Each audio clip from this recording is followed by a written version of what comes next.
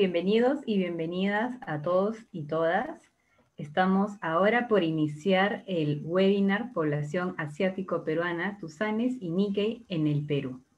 Recordemos que este evento se realiza en el marco de la campaña Amo mis raíces, que busca incentivar la valoración de la diversidad cultural y las acciones para la eliminación de la discriminación étnico-racial, generando espacios de debate y concientización. Como parte de esta campaña, el Ministerio de Cultura está organizando una serie de diálogos virtuales, ¿no? Estos webinars para la discusión de temas relacionados a la diversidad étnico-cultural en el Perú. Este es el tercer espacio de diálogo de la campaña y estos espacios continuarán por los próximos meses. En esta ocasión vamos a contar con las palabras de inauguración del señor Ministro de Cultura, Alejandro Neira. Por favor, señor Ministro.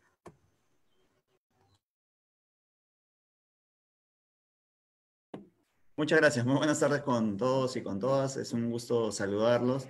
Quería unirme brevemente a este saludo de inauguración en este seminario en el marco de la campaña Amo mis raíces. Creo que es bastante importante entender que el Perú tiene una fortaleza que es su diversidad. Y por supuesto, del Ministerio de Cultura tenemos como eje de nuestra política nacional de cultura el fomento de la identidad cultural, entendiéndola justamente como rica en su diversidad. Y creo que es bastante importante porque, si bien es cierto, normalmente desde el Viceministerio de Interculturalidad ponemos énfasis en el trabajo que hacemos día a día, e incluso en época de pandemia, de hecho, de manera permanente y continua en coordinación con otros sectores, por nuestras comunidades indígenas, por nuestros pueblos indígenas y sus lenguas, las lenguas originarias. A veces perdemos de vista también que hay otras identidades que tenemos en nuestro país y que forman parte también justamente de esta diversidad que nos enriquece como nación. Si entendemos eso, creo que vamos a hacer una sociedad que se entienda mejor.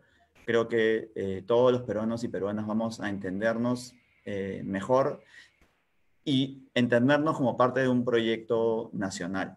Creo que esa es parte de la idea que tiene esta campaña, parte de la idea de lo que queremos hacer desde, especialmente desde el Viceministerio de Interculturalidad, pero en general desde el Ministerio de Cultura, para entenderlo como un problema que afecta finalmente los derechos culturales, que son el eje de nuestra política nacional, por supuesto, pero también los derechos humanos. Hoy es el Día Internacional de los Derechos Humanos y creo que recordarlo en una actividad como esta, como las muchas que hemos tenido durante el día, también en el lugar de la memoria, en un encuentro Perú-Ecuador sobre tema de patrimonio. En cada uno de los encuentros creo que vale la pena enfatizar eso. Con relación al tema de lucha contra la discriminación, lucha contra el racismo y sobre todo fortalecimiento de nuestra identidad cultural, creo que tenemos que entender asimismo que las comunidades Tusán y Nikkei son una fuerza también importante que valoriza nuestra cultura en diferentes aspectos. Yo la que más conozco, digamos, de alguna manera, es el de las artes y la cultura, y sobre todo la literatura.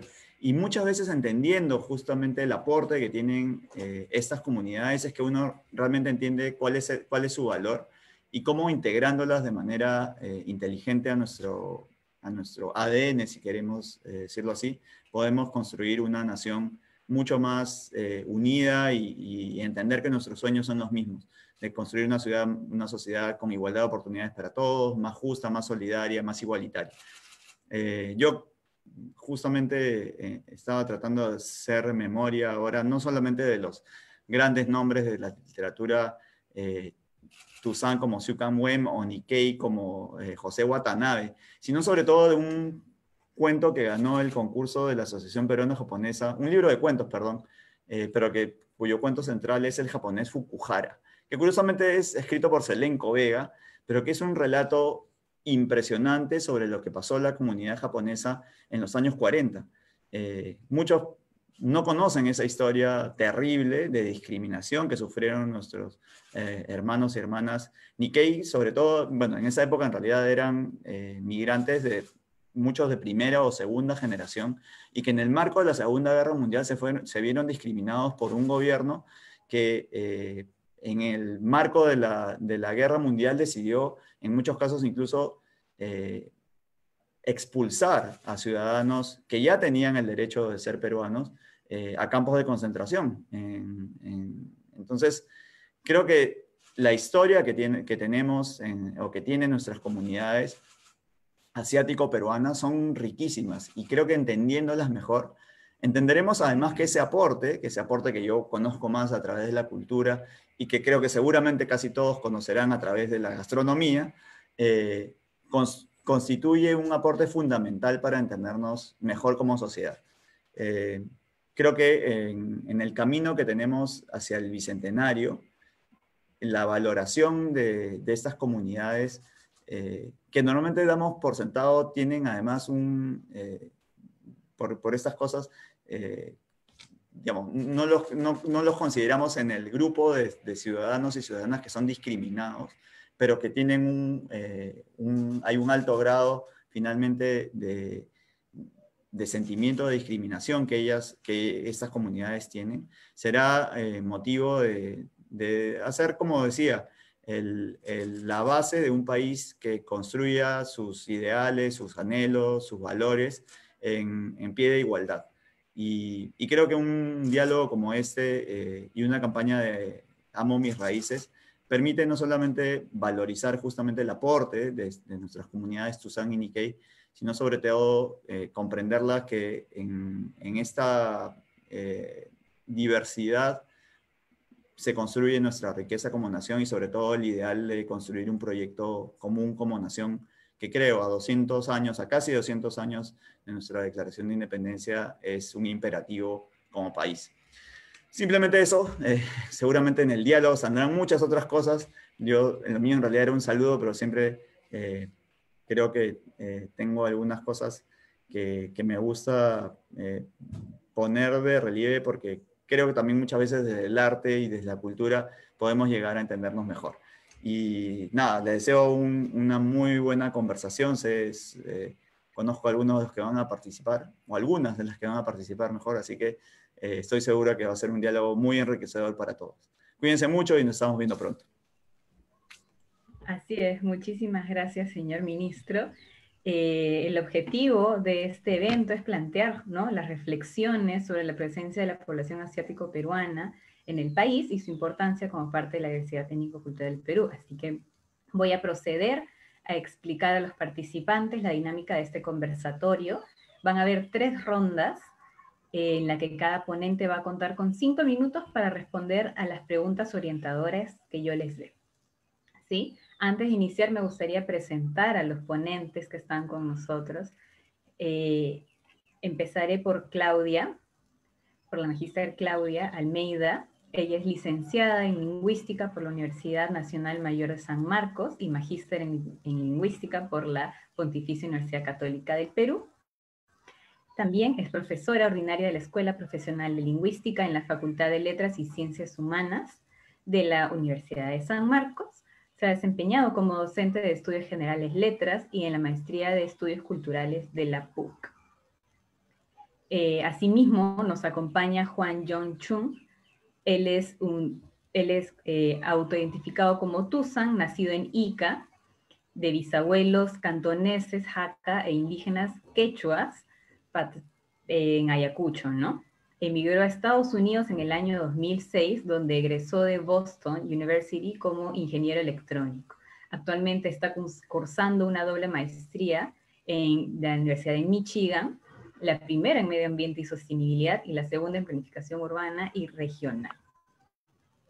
También nos acompaña Caroline Guibu. Ella es socia fundadora y directora ejecutiva de la Asociación Civil Ciudadanos al Día, una organización peruana privada sin fines de lucros, no partidaria ni gremial, creada en el año 2002 con la finalidad de aportar herramientas para el ejercicio de la ciudadanía y la mejora de la gestión pública, así como fuente de información confiable sobre temas de interés ciudadano.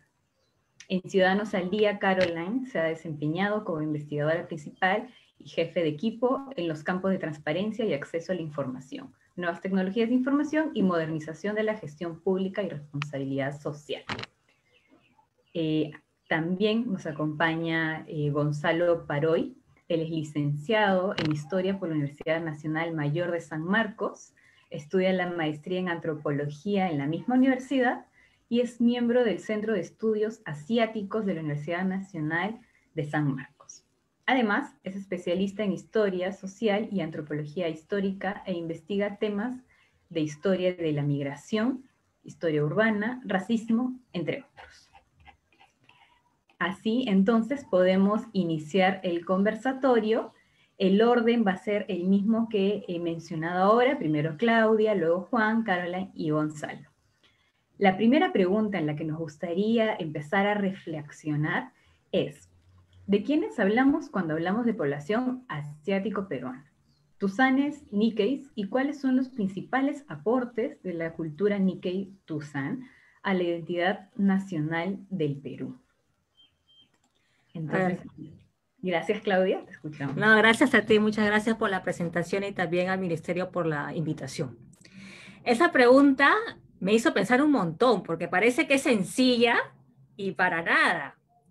Porque, o sea, esto de pensar y repensar la identidad nacional, o sea, es algo que se encuentra incluso construyéndose en la actualidad.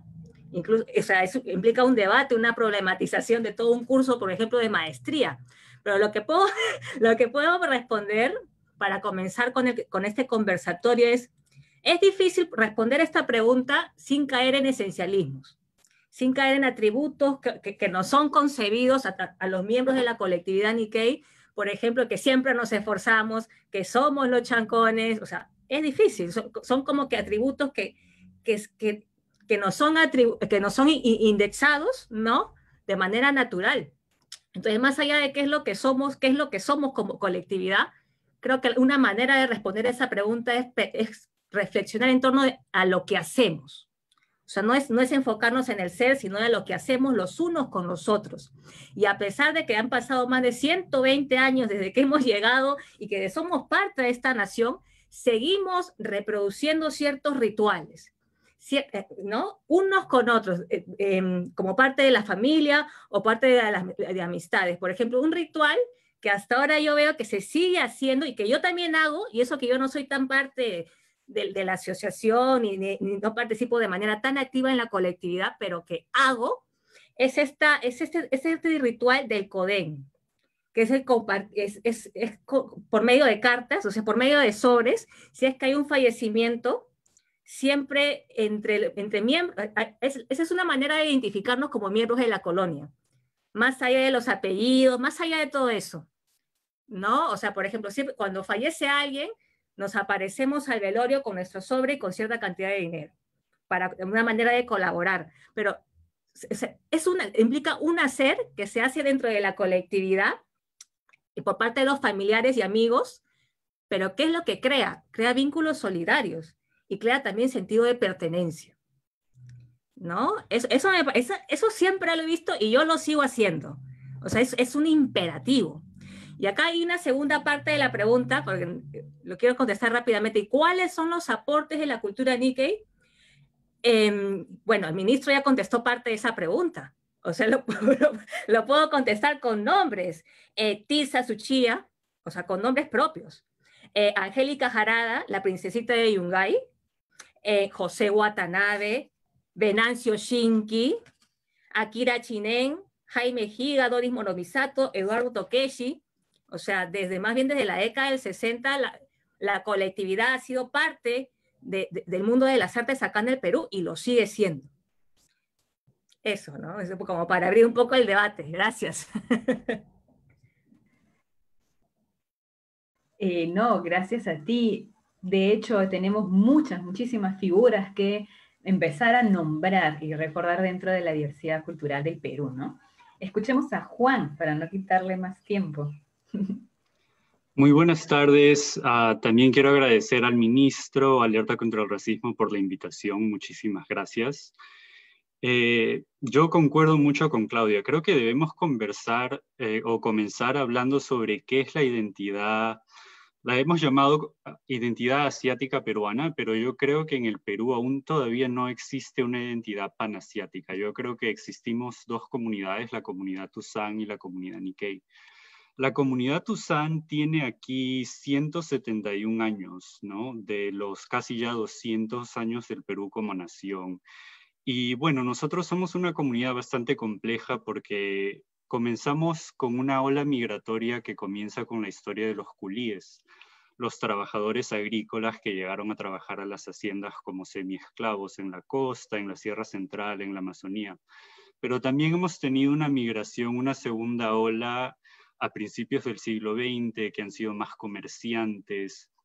Y yo creo que desde ahí comenzaron un poco a surgir las sociedades, la sociedad Puñu, la sociedad Chongsan, muchas sociedades donde nos hemos agrupado por esa misma historia, tradiciones y colectividad de dónde vienen nuestros ancestros. Y bueno, esta migración aún continúa y yo creo que por eso es bastante interesante poder tratar de explicar quiénes somos, ¿no? Porque nuestra identidad sigue avanzando, sigue evolucionando. Desde los años 90 ha habido una migración bastante fuerte también de China. Y yo creo que esta identidad en el Perú ha tenido bastantes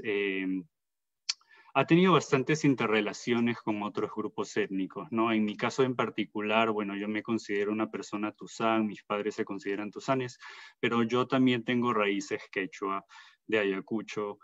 En el colectivo al que pertenezco, el colectivo Tuzanaje, nosotros estamos tratando de crear un espacio donde la tuzanidad pueda ser vista en una interseccionalidad completa. Es decir, quienes se consideran también afro-tuzanes, tuzanes mestizos, tuzanes indígenas. Existe una gran variedad.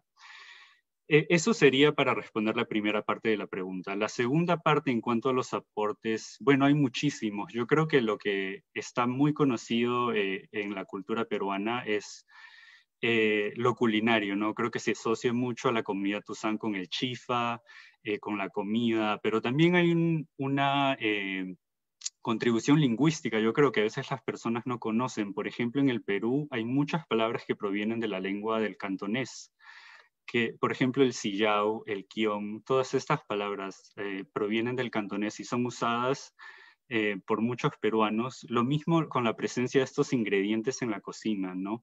El quión, el sillao, la cebolla china, yo creo que están en la mayoría de las casas peruanas. Bueno, yo creo que comenzaría con eso por ahora. Gracias.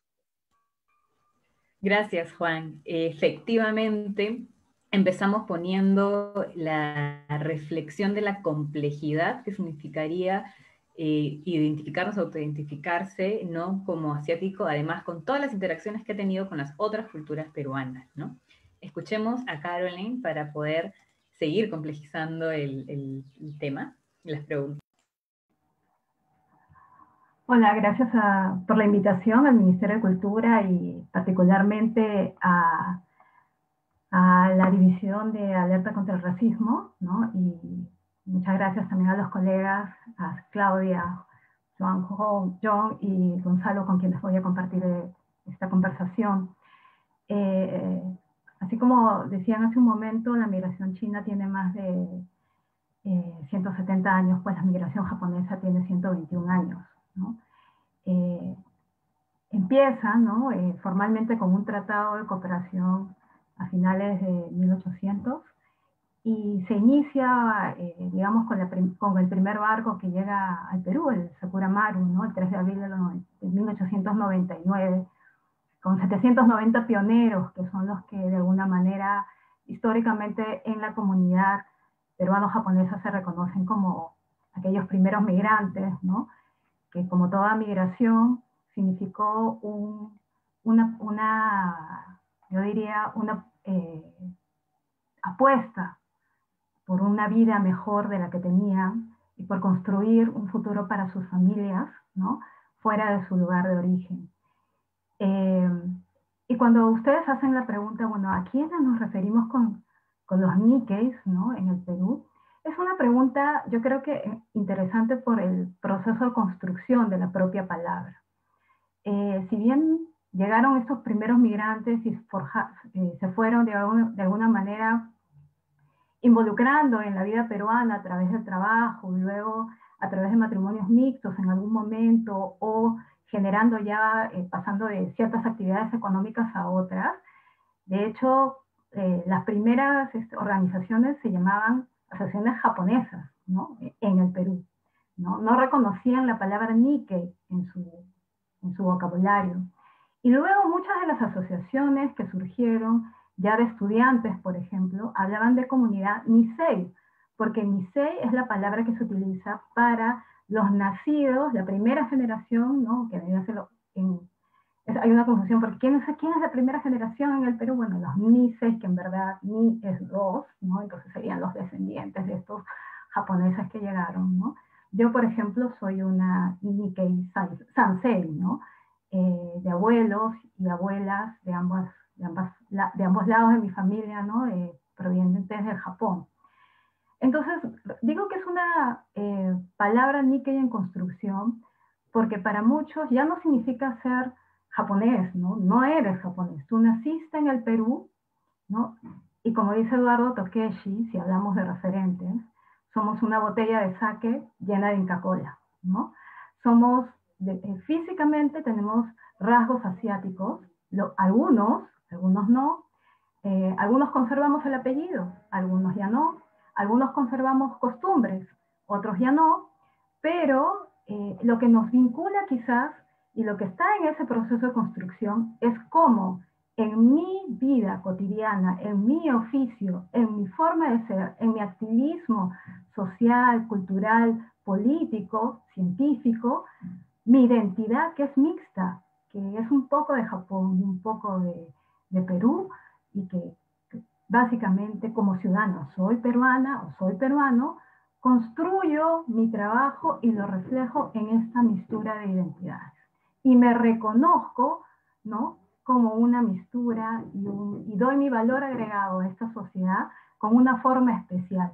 Y eso significa también reconocer que en este momento nuestro país, y Alerta contra el Racismo es una iniciativa producto de ello, estamos construyendo este sentido de diversidad cultural y de identidades y respeto a las etnias, ¿no?, y a las nacionalidades, a las naciones, ¿no? ¿Por qué? Porque es un derecho que recién se construye en este milenio. Muchas gracias, Caroline, por todo el panorama que nos has dado de cómo aparece esta palabra, ¿no? Cómo esta palabra aún sigue en construcción y que es una propuesta efectivamente de las nuevas generaciones, que por qué no, como comentaba Juan, están en constante y quizás aún más interacción, ¿no?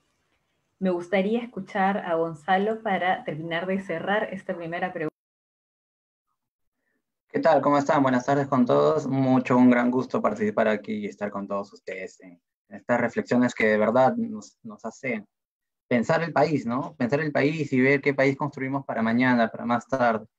En efecto, la primera pregunta, pues, es muy cuestionadora, es muy abarcadora, es complejo. De manera general, podríamos decir, pues, que los Tusanes y los Nikkei son los descendientes de aquellos migrantes que llegaron al país, decidieron quedarse y mediante su vida cotidiana transformaron, pues, a este Perú, ¿no? Entonces, eso es de manera muy grande, muy general. Pero evidentemente, como ya lo mencionaron, ninguna identidad es estática, ninguna identidad es local, ninguna identidad se queda en un mismo sitio, ¿no? Entonces, hay que entender esa etnicidad, por decirlo de un modo, en este país que por sí, antes de que ellos ya lleguen, ya era compleja. Ya era un país que no se sabía bien cómo concebía su propia nación. Ya era un país dividido por castas, digamos, ¿no?, castas raciales, y las comunidades asiáticas llegaron a complejizar aún más, a interrogar aún más a ese país, ¿no? Y es lamentable porque varios pasajes de nuestra historia nos dicen que parte de la peruanidad de entonces se construyó negando a los asiáticos, ¿no?, negando a los chinos y los japoneses que ingresaron al país. Entonces, es definitivamente un tema bastante complejo, ¿no? Definitivamente yo concuerdo con que no se puede hablar de una comunidad panasiática. Es más, hace algunos días me llamaron la atención porque la misma China es un país muy grande y muy complejo étnicamente, internamente. Entonces, a lo largo de la historia del Perú han llegado de Taiwán, han llegado de Cantón, han llegado de Fujian, y entre ellos, a nosotros los peruanos nos sorprende, ¿no? Pero entre ellos hablan dialectos diferentes, tienen usos culturales diferentes. Entonces, llegados acá, si bien en el siglo XIX hubo la necesidad de juntarse, porque no les queda de otra, ¿no? Ayuda mutua. Imagínense esa complejidad en el siglo XX, cuando ya son comerciantes, cuando ya hay un sistema político que los pueda amparar, ¿no? Entonces, sí, definitivamente el Perú ha sido una construcción de muchas historias de migraciones, ¿no? Bueno, la pregunta tiene otra segunda parte, que era ¿qué nos aportan, ¿no? O qué han aportado. Bueno, hay una necesidad del Estado, evidentemente, de nombrarlos, ¿no? De identificar, de saber quiénes son para aplicar una política específica, ¿no? Los antropólogos siempre dicen que, bueno, esa tarea es pérdida de tiempo porque no se puede estandarizar a una sociedad, a una comunidad. Pero bueno, evidentemente hay una necesidad para saber cuántos son, quiénes son, ¿no? Acordémonos que en el último censo hubo una pregunta de autoidentificación e increíblemente salió que los Nikkeis eran más que los Tusanes.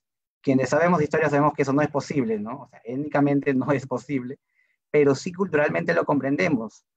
Si sabemos y si vemos la historia, ¿no? La migración china, como ya dijeron por ahí, al inicio fue evidentemente mayoritariamente masculina, y los chinos tuvieron más oportunidad, necesidad y complejidad para, digamos, tomar parejas de diferentes peruanidades, ¿no? Entonces, eso aporta mucho más al porqué, ¿no? De repente a mí me gusta comentar que el principal aporte no fue el gastronómico, si bien es notorio, ¿no? Todos los comemos casi a diario. A mí me gusta resaltar que el primer aporte, al menos cuando llegó los primeros migrantes chinos y los primeros migrantes japoneses, es el económico. Cuando llegaron al Perú, el Perú tenía un boom guanero, pero no tenía quien lo trabaje. Entonces, si uno ve las estadísticas económicas, es gracias a esas manos de obra que de verdad el Perú volvió a sobresalir y volvió a insertarse en la economía mundial. Entonces, ese fue el primer aporte, ¿no? Y el segundo aporte sí puede haber sido el gastronómico, porque había una necesidad de que los chinos tenían que comer arroz, y no me creen cuando yo les digo que si bien el Perú ya producía arroz, no producía en las cantidades que produce el día de hoy. Hubo una necesidad, no me creen cuando les digo que Perú necesitaba importar arroz desde la misma China para satisfacer la necesidad. Y mira, ahora nos acostumbraron a tal punto de que en todas nuestras comidas hay arroz. Entonces, ese fue el nivel de aporte que nosotros no lo conocemos porque no lo reconocemos como algo cultural. Yo creo que lo asiático en general es eso, ¿no? Está muy metido en nuestro país a tal punto de que yo, ¿no? Un Gonzalo de niño no discutía de por qué en mi clase habían descendientes chinos y japoneses. Era normal, ¿no? Eran peruanos más, ¿no? Eran parte de esta complejidad que llamamos hoy día en nuestro país, ¿no? Bueno, creo que está bien para seguir con la conversación. Está súper bien, Gonzalo. Muchas gracias por poner sobre la mesa la necesidad, ¿no?, que hubo y cuando llegó la población japonesa, china, al Perú, de crear una identidad-nación, y que en muchos casos se hizo anegando identidades, ¿no? No solo identidades indígenas, como en un momento se podría pensar, sino identidades provenientes de esta migración, ¿no? Además, y a propósito de ello, me gustaría dar pase a la siguiente pregunta, porque trata justamente de cuáles son los principales problemas que enfrentan y han enfrentado las comunidades Nikkei y Tusan en su proceso de reconocimiento o no como parte integrante de nuestro país. Nuevamente vamos con la ronda, Claudia, gracias. No, gracias a ustedes por concertar esta reunión que está es muy fructífera, ¿no? Las cosas no son tan simples como parecen. Y bueno, y voy a citar a Mariátegui: el Perú es un país de rótulos y etiquetas. O sea, y lo dijo Mariátegui hace años, hace décadas, y estamos a puertas del bicentenario y seguimos con lo mismo, y ese es uno de los principales problemas que enfrentamos. O sea, este rótulo de etiqueta de todos somos chinos, somos los chinos ingenuos, ¿no? Está toda la caricatura, o somos súper chancones. ¿Somos súper chancones o los súper ingenuos? Y no es que yo me lo invente así, o sea, están los medios de comunicación, siempre hay un personaje en las series de televisión al que lo quieren pasar de tonto. Ya, ¿qué es lo que hacen las etiquetas? Crean estereotipos y encasillan, reducen la complejidad. ¿No? O sea, no todos somos así, no somos los chancones del salón y no tenemos por qué serlo tampoco. Ese me parece que es uno de los principales problemas, que va más a nivel simbólico, a nivel representacional y cultural. Ahora, o sea, a más de 100 años de haber llegado a este país ha ocurrido de todo. O sea, a mí me encantó la primera pregunta, retomando un poquito, porque me va a servir para explicar lo siguiente, ¿no? Porque la colectividad Nikkei ha aportado a la identidad peruana, pero también podemos verlo de otra manera. ¿Qué es lo que nos ha dado el Perú a nosotros? Nos ha dado todo. O sea, nos ha dado un espacio para poder vivir, para poder hacer nuestras familias. Pero nos ha dado todo, pero bueno y malo también. ¿eh? O sea, y después de más de 100 años de estar aquí, hemos pasado de todo también. Y también lo ha dicho el ministro, pero ya no hay saqueos ahora, ¿no? Eso fue en el 40, pero hay otras cosas que son mucho más simbólicas y parecen que no debería generar molestia, que más de todo es para la risa, jiji, jajaja, así el personaje, el chistosito, pero también hacen daño, porque reducen la complejidad. Eso mientras tanto, ¿no? Muchas gracias, Claudia. Efectivamente, pareciera, y por eso nosotros seguimos trabajando, somos un país, ¿no?, de estereotipos y prejuicios, ¿por qué no racistas, ¿no? Un país lleno de simbolismos. ¿Qué nos dice Juan? Sí, muchas gracias de nuevo. Yo concuerdo con Claudia, yo creo que nos han categorizado mucho como los otros, ¿no? Somos la otra etnia. Por ejemplo, Gonzalo lo mencionó, en el censo no hubo una opción donde se pueda marcar Tuzano Nikkei. Nosotros teníamos que marcar otro y luego escribir nuestro nombre. Yo creo que eso sucede muchísimo, lamentablemente. A pesar de toda la historia que tenemos aquí en el país, aún no somos reconocidos como una parte fundamental de la peruanidad, ¿no? Y yo creo que eso podría cambiar de repente con algunas políticas públicas del Estado. Por ejemplo, en los colegios jamás me enseñaron sobre la historia de los tusanes o los nikkeis. No hay una historia sobre la migración asiática al Perú. Y lo digo porque recuerdo mucho que en el colegio yo me he identificado como tusán creciendo, pero he tenido compañeros que no se identifican como tusán, pero tenían descendencia tusán, han tenido ancestros que han sido tusanes. Y me parece que a veces ellos no querían o no se reconocían como tal o no querían hacerlo porque hemos perdido esa colectividad, esa historia, porque no ha habido ese apoyo de las políticas públicas, ¿no? Siempre hemos sido los otros. En términos de discriminación, yo creo que han habido varios cambios dependiendo de las olas migratorias. Por ejemplo, para la comunidad Tuzán, cuando llegaron como trabajadores agrícolas, hubo una muy fuerte discriminación de que nosotros éramos personas que traíamos plagas y enfermedades. Y yo creo que eso cambió mucho cuando llegó la segunda ola, que tenía un poder económico más fuerte, que eran comerciantes, y luego empezaron esos estereotipos de los chinos comerciantes, tiene una bodega en la esquina, el chino de la esquina, la china de la esquina. Y bueno, yo creo que también estos estereotipos luego se volvieron, entre comillas, los famosos estereotipos positivos, cuando China alcanza cierto reconocimiento a nivel mundial y ahora se piensa, bueno, si tienes rasgos asiáticos debes ser muy inteligente, te debe gustar la matemática, sobresales mucho en el colegio, en la universidad, etcétera, ¿no? Entonces se vuelven estos estereotipos, como dijo Claudia, que nos encasillan bastante y no muestran la realidad de quiénes somos en la comunidad, ¿no? Y bueno, retocando un poco también la primera pregunta, porque está ligada mucho a esto, es sobre los aportes como conversé acerca de ser el otro, me recuerda mucho también que a veces no reconocemos quiénes son los tusanes que han aportado aparte de la identidad peruana. Por ejemplo, Juan Wong Popolicio, un tusán amazónico, mucha gente no lo conoce, pero él es el famoso Juaneco y su combo, ¿no? El autor original de canciones como Se ha muerto mi abuelo, muy, muy popular, es parte de la cultura peruana, pero no se conoce que él es tusán. Entonces, bueno, siempre yo creo que a veces nos invisibilizamos de alguna manera o la sociedad nos ha invisibilizado.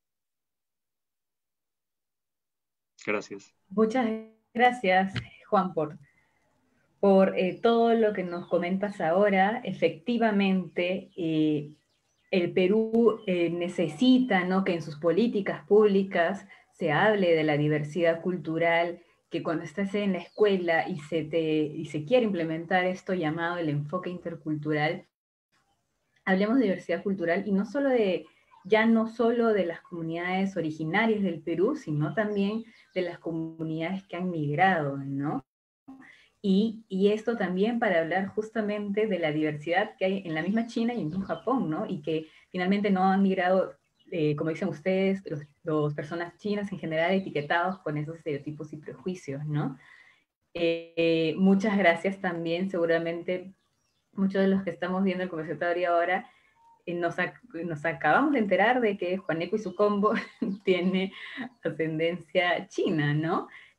Muchas veces justamente se relaciona solo con culturas originarias de la Amazonía y no justamente por esta falta o todavía reto de hablar de la diversidad cultural y sus migraciones, no reconocemos estas pequeñas mixturas de identidad, como nos decía Caroline en su intervención pasada, ¿no? Una identidad mixta. Entonces te escuchamos, Caroline. ¿Qué más nos puedes decir sobre los principales problemas que enfrentamos? Y la pregunta como que tiene dos matices, ¿no? ¿Cuáles son los problemas que enfrentaron, ¿no?, y que enfrentan actualmente, ¿no? Y yo quiero hablar en este momento de, primero lo que enfrentaron, ¿no?, en su momento, como cualquier migración, como migraciones actuales que tenemos en este país, ¿no? La migración venezolana, por ejemplo. Existe un miedo interno muchas veces por el otro, por el que no comprendes, ¿no? Por el que no entiendes y por el que de alguna manera es nuevo en tu país y trae otras formas de hacer, de hablar, costumbres que tú no conocías y genera en muchos espacios cierto rechazo, ¿no? De hecho, la migración china, la migración japonesa, que son las, digamos, más antiguas de las asiáticas, ¿no?, porque tenemos nuevas migraciones también, de origen asiático, sufrieron esta discriminación porque habría que ver que quienes vinieron no conocían el idioma, no conocían las costumbres, vestían diferente y tenían un sentido de comunidad distinto al que tenía quizás el occidental en ese momento en las ciudades del Perú, ¿no? Y esto se afianza con la guerra, porque una vez que una migración, como toda migración en un país, prospera, ¿no?, empieza a pasar de una actividad económica a otra, empieza también el temor a que, y el concepto equivocado a que van a tomar tu país, a que te van a quitar el trabajo, ¿no? Y esa fue la reacción que se produjo durante la Segunda Guerra Mundial, ¿no? Los saqueos que se produjeron a los comercios japoneses y por el rasgo asiático también, muchos chinos, ¿no?, fue un producto de este miedo al no entender al otro, al seguirlo mirando como extranjero. Pero debo decir también que no se dio en todo momento. Yo tengo historias, y los libros también los recogen, ¿no?, de muchos peruanos que escondieron a muchos japoneses, ¿no?, y a sus hijos peruanos, níqueis descendientes, de ser deportados a Manzanares, a Estados Unidos, a los campos de concentración, y los escondieron en comercios en la sierra, en Jauja, o aquí mismo en Lima, en el Callao, ¿no? Entonces sí ha habido, no fue fue como toda migración, ¿no?, un proceso, ¿no?, de encuentros y desencuentros. ¿Y qué está pasando ahora? Yo creo que bien Claudia lo ha mencionado, Juan también, ¿no? Existe lo que yo llamo, ¿no?, una sutil mirada discriminatoria. Es es que el Perú de por sí está acostumbrado a cierta forma cultural de discriminar. Y esto se afianza en los programas cómicos, por ejemplo, ¿no? En donde, ya ha mencionado Claudia, hay ciertos estereotipos de personajes, pero que persisten. Eso es lo más difícil de concebir, ¿no? Persisten las bromas, ¿no? Yo hace algunos días decía en un post en mi Facebook, ¿no? La gente que te identifica y te trata de hablar jalándose los ojos, disculpen que haga esto, ¿no? Y te habla así, ¿no?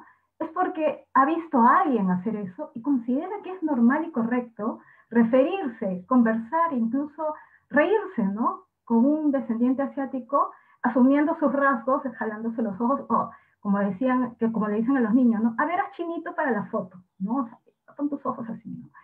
Y eso es una sutil forma de generar un espacio, una brecha de comprender al otro, porque no te estás riendo con él, sino te estás riendo de él. Y digo que hay que reconocernos discriminantes, todos, ¿no? Porque nos hemos acostumbrado a ello. En mi familia, el más jalado es el chino de mi familia, el más blanco es el gringo de mi familia, el más marrón es el cholo de mi familia, y el que tiene el cabello ondulado puede ser el sambo de mi familia. ¿Por qué? Porque esas son formas a las que nos hemos acostumbrado en el Perú a referirnos a los demás. Y yo puedo estar feliz de ser la china del grupo de mi colegio, porque sé que mis padres me quieren, y es parte también de la adolescencia el ser parte de algo, el aceptar ciertas chapas, bromas, ¿no? Pero sé que lo hacen con cariño y son personas a las que yo respeto y conozco. Lo que yo no respeto, lo que no me parece respetuoso, es que un desconocido, por mis rasgos físicos, trate de burlarse de mí, ¿no? En la calle sin conocer. Y por eso yo siempre sobre todo cuando camino con mi hija, ¿no? Y lo contaba también a un momento, camino con mi hija y alguien le dice, ¡ay, qué chinita tan linda! Yo le digo, hola, ¿sabes qué? Te voy a enseñar una nueva palabra. Somos Nikkei. Nikkei es la forma como nos referimos a los descendientes de japoneses en el Perú. A ver, repite conmigo, Nikkei. Ah, mira, no sabía, las respuestas son bien bonitas, ¿no? Mucha gente me agradece, ¿no? Ah, no sabía, me decía, yo pensé que eran Nisei, ¿no? O yo pensé que eran japoneses. No, somos Nikkei. Creo que aprender a ver al otro, enseñar al otro las cosas que no nos gustan, pero también las cosas que nos gusta compartir, es una forma nueva de reconocernos con menos discriminación y con oportunidad. Muchas gracias, Caroline. Excelente reflexión. Efectivamente, ¿no? Si hablamos de los retos que tuvieron antes, los principales problemas, podemos hablar de un montón de historias de violencia, de necesidad de protección, como tú ya nos comentabas, sería para otro conversatorio hablar justamente de esas experiencias tal cual, pero lo que podemos ver hoy en día son estas formas sutiles o de estereotipar, de discriminar, ¿no? De hacer aún vigente el discurso racista, ¿no? Estamos totalmente de acuerdo en que como ciudadanos hemos normalizado, hemos naturalizado la forma automática en la que nuestras mentes etiquetan y hacen bromas y encuentran estereotipos y prejuicios, ¿no? Muy importante lo que nos dice sobre empezar a enseñar cómo nos decimos, cómo nos nombramos, cómo nos autoidentificamos, cómo somos comunidad. Efectivamente es una enseñanza para cambiar el chip y desnormalizar, ¿no? Si me permiten la palabra. Entonces, Gonzalo, te escuchamos. Bien, bueno, me gustaría decir un par de cosas, ¿no? Bueno, primero entendamos que el Perú en sí ya es un país que ha atravesado, pues, todos los problemas ¿no? Imagínense, el Perú ha pasado guerras, epidemias, crisis económicas, y en muchos momentos ha tenido, pues, grandes problemas, digamos, críticos. Y para un, digamos, peruano invisibilizado, porque, bueno, no, al menos no va a sufrir la discriminación porque étnicamente no ha sido racializado. Y para ese personaje ya es difícil. Yo quiero que piensen en esos momentos igual, ¿no? De guerra, de epidemia, de crisis económica, para los migrantes, ¿no? Para los que no son peruanos, para los que no conocen el idioma, para los que no conocen las reglas del juego, para los que no conocen las leyes, para los que no tienen capital social, ¿no? No tienen una asociación atrás, una familia atrás. Ese ejercicio hace notar que los migrantes pasan el mismo problema, pero 2 o 3 veces más, ¿no? Entonces, imagínense el caso. Hay una migración muy contemporánea, ¿no? Que es la venezolana, que podemos verlo claramente, como en esta crisis económica, si nosotros la pasamos mal porque tenemos familiares que han perdido el trabajo o han necesitado estar hospitalizados, entonces se reproduce mucho más. Entonces, el Perú es ese país que ha estado en estados críticos, ¿no? Piensa en el momento de la guerra con Chile, en donde los saqueos de los negocios chinos era normal, era pan de cada día. Los chinos vivían con ese miedo a diario.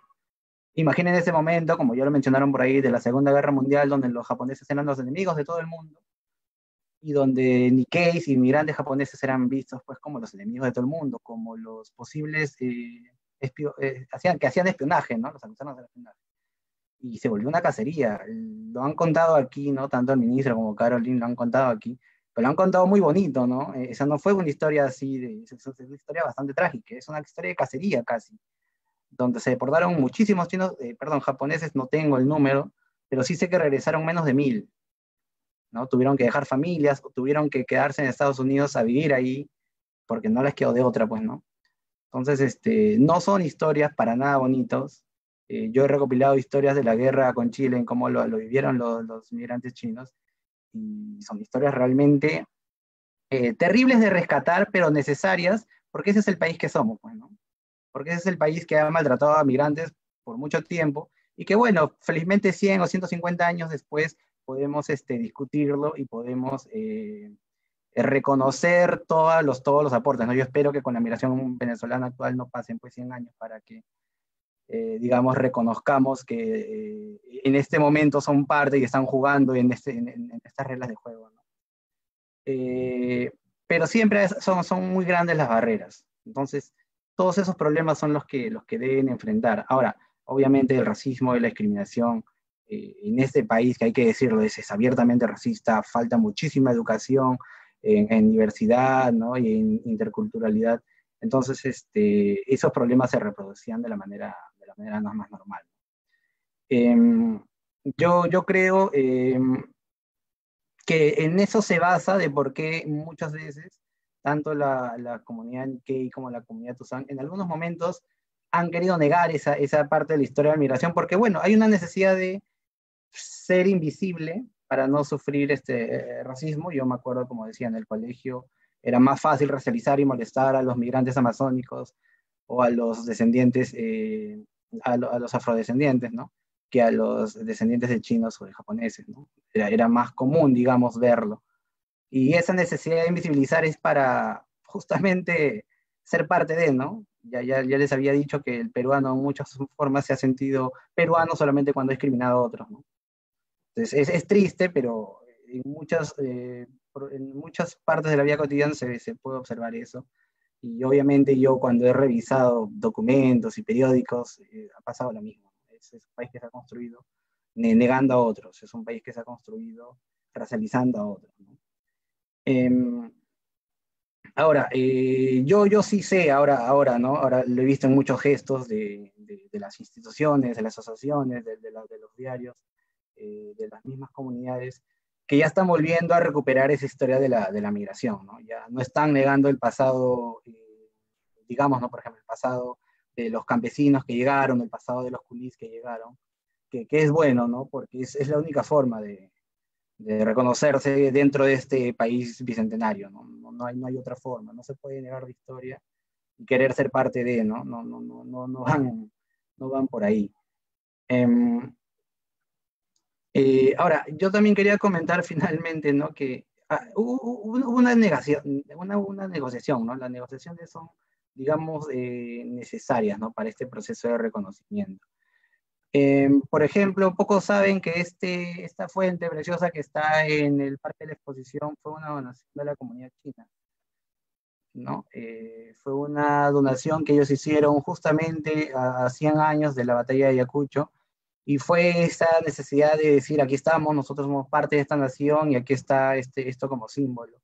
De hecho, ya había hablado de la guerra, en el momento de la guerra con Chile, los comerciantes chinos que vivían en Lima dieron dinero al Estado para que, bueno, todos los peruanos hicieron lo que pudieron, la comunidad china no fue ajena y dieron dinero para defender Lima, ¿no?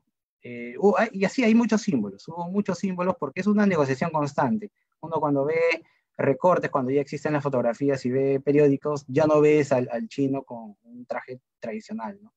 Lo ves con terno, ¿no? Como se vestían Valdelomar, como se vestía la generación, ¿no? Uno ve a Pedro Zulen, por ejemplo, y si tú le quitas, digamos, los rasgos asiáticos, ¿no? Los ojos chinos, porque se le ve, ¿no? Él sí es étnicamente marcado, ¿no? Pero si tú le quitas eso, esa es parte de la intelectualidad del 900, ¿no?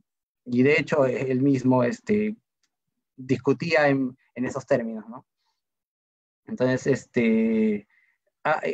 hubo una negociación constante al punto de que yo creo que ese instante ha llegado en que no se duda de la peruanidad de los chinos, al menos particularmente yo no veo que haya una duda de la peruanidad tanto de chinos y de japoneses. Yo creo que la discusión no va por ahí, pero sí yo creo que esa no duda de su peruanidad ha llegado a que tanto el Estado como otras instituciones hayan creído de que no es necesario incluirlos en las políticas de diversidad cultural, o de no incluirlos en los libros de colegio, o de que no existan, no sé, no me acuerdo, discúlpeme, que el Ministerio de Cultura haya hecho una actividad de este porte, de repente lo hay, ¿no? Disculpe, yo lo he visto solamente de las mismas asociaciones culturales que ellos tienen, ¿no? De ahí que es realmente saludable que podamos ahora discutir esto, ¿no? Y ponerlo en la mesa. Muchas gracias, Gonzalo. Efectivamente, tarea de todos revisar si anteriormente hemos tenido un precedente a una actividad que de diversidad cultural tome al Nikkei y a los Tusan, pero quiero resaltar varias cositas para poder pasar a la siguiente pregunta, ¿no? Tú nos has dicho que efectivamente, de cara al Bicentenario, reconocemos que no hay dudas de su peruanidad, pero tampoco hay acciones, ¿no?, que reconozcan su diferencia en la igualdad. Es decir, que para que todos seamos peruanos en las mismas condiciones, en la misma historia, el mismo reconocimiento, la misma capacidad de diálogo y de aportes, se hable de su historia, ¿no? Y la historia muy importante que tú nos has mencionado es también reconociendo a un país en estados críticos, ¿no? Los ciudadanos, tú mismo lo mencionas, si los ciudadanos en general peruanos la han pasado mal durante crisis, ¿qué ha pasado con las personas migrantes, ¿no? Tú mismo mencionas que hay una tarea por recopilar memorias, por recopilar historias, por recopilar experiencias, y a mí se me viene mucho a la cabeza la necesidad de la memoria, ¿no? De reflexionar sobre la historia de xenofobia que ha tenido el Perú, sobre el miedo a lo desconocido, ¿no? Porque pareciera que repitiendo con las nuevas migraciones que están habiendo en el país, ¿no? Como una que tú has mencionado, es la migración desde Venezuela. ¿Estamos pasando por lo mismo? ¿Estamos repitiéndolo? ¿O hay que generar memoria para que no vuelva a pasar? En base a ello, además, agrego la pregunta entonces de cuán importante es incluir a la población asiático-peruana en la conversación sobre la diversidad cultural de cara al Bicentenario, como bien nos mencionabas, ¿no? ¿Cuál es la urgencia que tenemos ahora de empezar a incluir a los Tusan y Nikkeis en estas conversaciones sobre diversidad cultural? Pasemos con Claudia. No, gracias, Sheila, por la pregunta. O sea, efectivamente, más bien de cuán importante es incluir es cuán urgente es incluirnos, esa es la palabra. ¿Por qué es urgente? Porque somos parte de esta nación ya, y ya nos hemos ganado ese espacio. Ahora, no ha sido nada gratuito. O sea, es producto de resistencias, de batallas, de luchas constantes. O sea, justo estaba pensando en ello, ¿no? O sea, somos parte de esta nación, es un privilegio, o sea, nos hemos ganado nuestro espacio. Y yo soy, por ejemplo, la cuarta generación, y la cuarta generación en mi familia tenemos varias mujeres profesionales, a diferencia de la tercera o de la segunda generación. O sea, más bien, el Perú es un país que nos ha brindado las oportunidades para poder salir adelante, ¿no? O sea, mis bisabuelos fueron los que vinieron acá por primera vez. Y mira, ya la mayoría somos profesionales y seguimos adelante. Ya, esta visibilización y este tener oportunidades, ¿qué implica? Es un privilegio y también es una responsabilidad. O sea, yo pienso que sobre todo es eso. O sea, ¿cómo podemos participar de nuestra nación a caras del Bicentenario? Tener una participación mucho más activa en medio de todos los cambios sociales y los retos que están aconteciendo en la actualidad. El ministro mencionó esta frase, ¿no? La diversidad se construye la riqueza de la nación. Ya, eso es todo un reto. O sea, es un súper reto, pero hay que asumirlo con mayor agentividad. Y eso es también un llamado de atención también para la misma colectividad o la colonia Nikkei, ¿no? Participar mucho más de los acontecimientos que están ocurriendo hoy, ¿no? Esa es la realidad que tenemos ahora. Eso, ¿no? Gracias, Claudia. Efectivamente, ¿no? La urgencia sí es porque actualmente son ciudadanos y en teoría también lo fueron las generaciones pasadas, ¿no? Pero ahora tenemos, las nuevas generaciones tienen la oportunidad de tener y acceder a más espacios de participación, ¿no? Vamos entonces a escuchar a Juan. Gracias. Bueno, nuevamente decir que los tusanes tenemos 171 años de los 200 años que vamos a celebrar el próximo año. Somos parte de la historia. Millones de peruanos que nos identificamos como tusanes, que tenemos ancestros de la China. Y yo creo que reconocernos como tal y pedir que el Estado nos ayude a seguir construyendo nuestra identidad es verdaderamente conocernos como peruanos, porque somos parte de la historia y de la cultura peruana. Nuestra historia y nuestra cultura se intersecta con todos los otros grupos étnicos que existen en el país, ya sea como familias mixtas, así como vecinos, como amigos, como compañeros de colegio, de universidad. Todos estamos aquí y conocernos entre todos es conocer la verdadera historia del Perú. Yo creo que también existe un trabajo muy importante dentro de nuestra comunidad, de la comunidad Tusán, porque debemos generar espacios donde no existan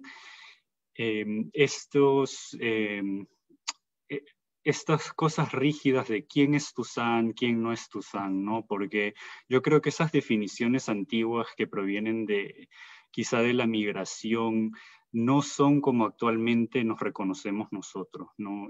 Como ya se ha dicho, nuestras identidades se intersectan muchísimo con otras identidades y esa riqueza debe ser aceptada también dentro de la comunidad Tusán. Muchas gracias. Gracias, Juan.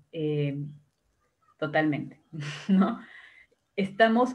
A veces tendemos, ¿no? Al ser un tema, entre comillas, para lamentablemente la gran mayoría de peruanos un tema nuevo, no tendemos a hablar de la ancestralidad china o japonesa como si fuera una isla anexa al Perú, ¿no? Cuando tú bien comentas que toda la historia está intersectada a la historia republicana del Perú, ¿no? Está dentro, son las carreteras prácticamente. Entonces, escuchemos a la siguiente ponente, Carolyn. Hola, sí, yo tengo varias reflexiones acerca de lo que significa este proceso de reconocimiento, ¿no? No es que no hayamos estado allí, de hecho siempre estuvimos, ¿no? Juan lo ha mencionado, no solo por tiempo, ¿no? Sino también porque dentro de las manifestaciones culturales y científicas y sociales y políticas, como ya había mencionado, la participación Nikkei ha sido importante, ¿no? Y yo creo que hay muchas publicaciones en la colectividad Nikkei y fuera de la colectividad Nikkei en donde podemos ver quiénes son estos personajes emblemáticos en cada una de estas sectores, ¿no? Profesiones que han aportado muchísimo al país. Pero creo que también hay que entender que el proceso de reconocimiento de identidad es un tema nuevo y muchas personas, y veía una pregunta en el Facebook que decía, ¿y cómo reconozco cuál es el apellido Toussaint y cuál es el apellido Nikkei, ¿no? Y me lo preguntan a mí sobre todo porque mi apellido no suena para nada el típico apellido, ¿no?, japonés. Yo creo que esa no es la pregunta relevante, porque en verdad muchos de nosotros en nuestra comunidad ya no tienen ni el rasgo ni el apellido. Somos producto incluso de matrimonios mixtos, ¿no? Lo interesante que hizo el censo del 2017 fue proponer una pregunta de autoidentificación étnica, como decía Gonzalo. Y significa que yo me reconozco y digo cuál es mi identidad, ¿no? O sea, no espero que tú me etiquetes con una identidad, sino que yo quiero contarte cuál es mi identidad, a través de mi oficio, de mi trabajo, de mi arte, de lo que yo hago, de lo que yo digo, ¿no? Y en mi caso, soy Nikkei. Y por eso, para el censo del 2017, formamos un colectivo, ¿no?, iniciativa de un grupo de jóvenes y no tan jóvenes que decidimos hacer ante la ausencia, ¿no?, clara de no encontrar dentro de las 7 alternativas, ¿no?, la posibilidad de autoidentificarte como Nikkei. Hicimos una campaña que se denominaba Soy Nikkei en la comunidad peruano-japonesa, ¿no? Y lo explicamos. Y allí surgieron esas preguntas que ya comentamos, ¿no? Oye, pero yo soy ayacuchana y mis padres me han dicho que yo soy serrana, pero también comemos y tenemos costumbres, ¿no?, propias de japoneses o de una etnia japonesa. Recuerden que la migración japonesa proviene de Okinawa, mucha de ella, ¿no? Okinawa es una isla con su propio idioma al sur del Japón. Entonces, muchos de nosotros también tenemos nuestras propias costumbres, dentro de las costumbres que nos heredan de Japón, costumbres más propias de la provincia o de la localidad. Entonces, decir que cómo te identifico es mejor, permíteme identificarme y decirte, soy Nikkei.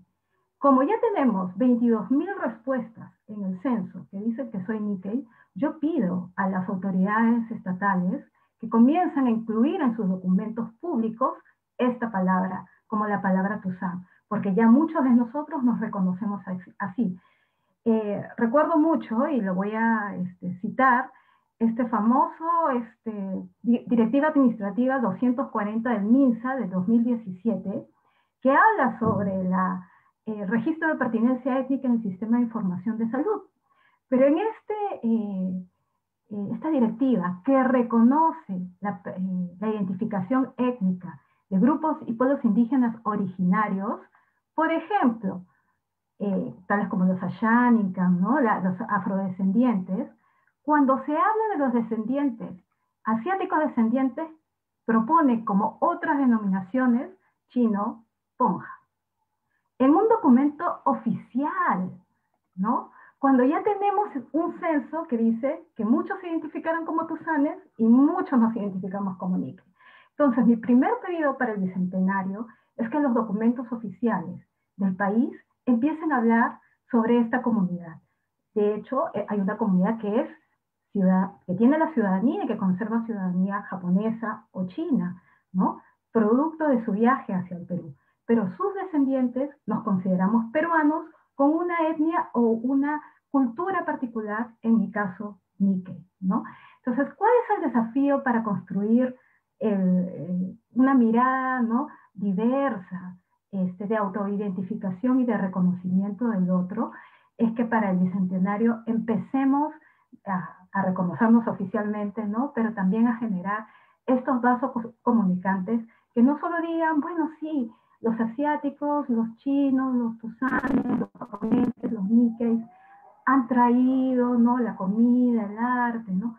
Creo que hay que salir de ello y decir, las personas en el Perú tienen diferentes rasgos y diferentes costumbres. Y por tanto, la construcción de un país mejor, igual de oportunidades para todos, significa reconocernos iguales pero diferentes, ¿no? Iguales con nuestras diversidades y nuestras formas propias construidas sobre las bases históricas y sobre esta construcción de identidad constante. De hecho, una de las preguntas más grandes y desafíos para nuestra comunidad Nikkei es hasta cuándo nos podemos decir Nikkei, o qué significa decirte Nikkei. Porque, como ya mencioné, en algún momento el rasgo y el apellido se perderá, pero la costumbre no. ¿Y qué pasa con aquellos que estudiaron en el Japón gracias a una beca, gracias a un viaje, o estuvieron mucho tiempo allá, y no son de ascendencia japonesa, ¿no? Pero hablan mejor que tú el japonés? Les gusta el cosplay, les gusta el anime y el manga. Y también lo manifiestan en su arte en el Perú. ¿Cómo les podemos denominar a ellos? ¿También son Nikkeis? ¿Y qué pasa con la diáspora peruana Nikkei? Esa migración que se fue en los 90, ¿no?, a vivir en el Japón, ¿no?, porque no habían oportunidades de trabajo en el Perú. Y ahora viven en Japón, son peruanos, son Nikkeis, pero sus hijos nacieron en el Japón. ¿Cómo los vamos a nombrar y cómo los vamos a integrar como parte quizás de nuestras raíces peruanas, ¿no? Ese es el desafío, creo yo, que tenemos para el próximo centenario. Mirarnos, reconocernos diferentes, pero con igualdad de oportunidades. Así es, Caroline. Muchísimas gracias, son muchas cosas. Tenemos un gran desafío como Perú. Gracias a lo que comentas, también recuerdo la campaña, ¿no? De cómo simplemente la pregunta de cómo cualquier ciudadano se autoidentifica ya generaba bastantes dudas y por qué no miedos, ¿no?